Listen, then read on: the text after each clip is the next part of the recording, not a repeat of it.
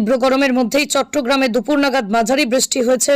পতেঙ্গা আবহাওয়া অফিস জানিয়েছে, পূর্ব মধ্য বঙ্গোপসাগর ও তৎসংলগ্ন পশ্চিম মধ্য বঙ্গোপসাগর এলাকায় অবস্থানরত গভীর নিম্নচাপের কারণে উপকূলীয় এলাকায় এই বৃষ্টি হয়েছে।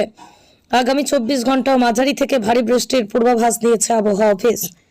আবহাওয়া অফিস আরও জানিয়েছে, গভীর নিম্নচাপ কেন্দ্রের 48 কিলোমিটারের মধ্যেই এখনো পর্যন্ত বাতাসের একটানা সর্বোচ্চ গতিবেগ ঘন্টায় 50 কিলোমিটার, যা দমকা অথবা ঝোড়ো হাওয়ার আকারে 60 কিলোমিটার পর্যন্ত বৃদ্ধি পাচ্ছে।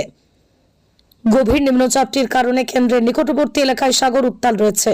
চট্টগ্রাম ও কক্সবাজার উপকূলীয় এলাকায় মাছ ধরার নৌকা ট্রলারগুলোকে পরবর্তী নির্দেশ না দেওয়া পর্যন্ত উপকূলের কাছাকাছি থেকে সাবধানে চলতে বলা হচ্ছে।